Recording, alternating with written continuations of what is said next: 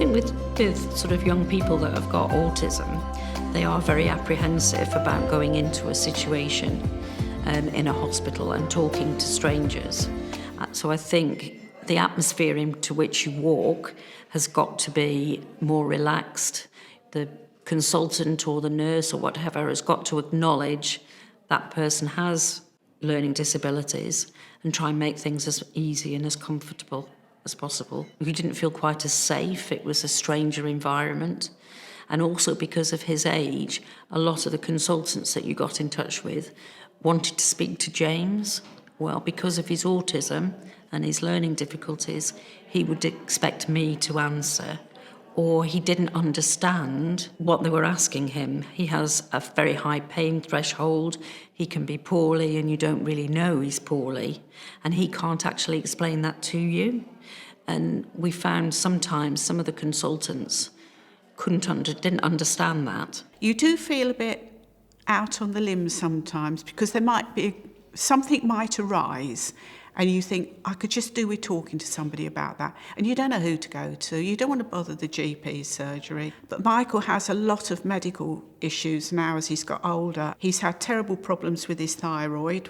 Once it was overactive, then they gave him medication. If it was underactive, then it was overactive again. Then he developed double pneumonia, and he was very, very poorly. We were seen, and he was in resus within about 15 minutes. You know, he'd survived, he got over it. But when we were discharged from hospital, it was as though a safety blanket had been taken out from you, because you were sent home, and that was it. They'd done their bit, yes, they had, but you're on your own out there with no sort of follow-up. There's lots of things of the way that people talk to people with learning difficulties that it's just training, really.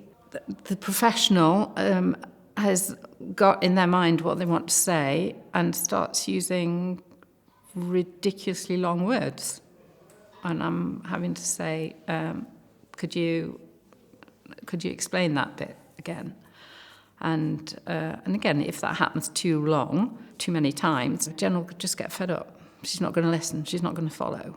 And that feeling that she has comes out of the room with her and into the car.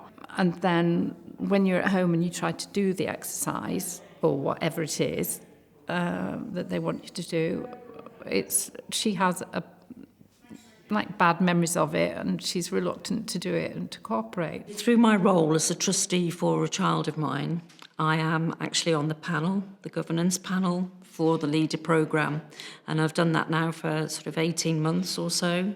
Found it very interesting. You see lots and lots of people with various titles and whatever, and they're all talking about what they're trying to do to make things better. We work through the review cases, which is brilliant, and try and come up with ideas to improve care going forward.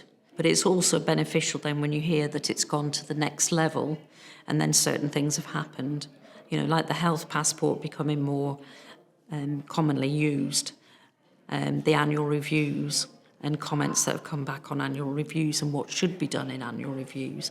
Those sorts of things are good. And I have learnt a lot. But I've also found that I've transferred it through to James's daycare provision here at Futures Together. We have a disability nurse who I think is my absolute saviour.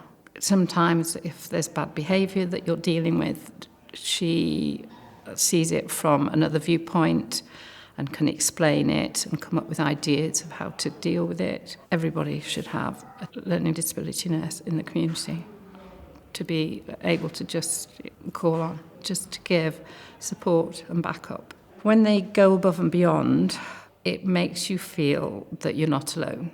Michael's been having his yearly disability review, which the surgery instigates. I never have to chase that, which is a good 3/4 of an hour where they check everything, which I think is absolutely fantastic. But you get that all in one medical, in one consultation with a doctor who sits and listens to you. And it's just a nice thing that one person is sitting there taking all this information and checking him over. But it is that one medical once a year where they're taking on board Michael as a person. And I do find that invaluable.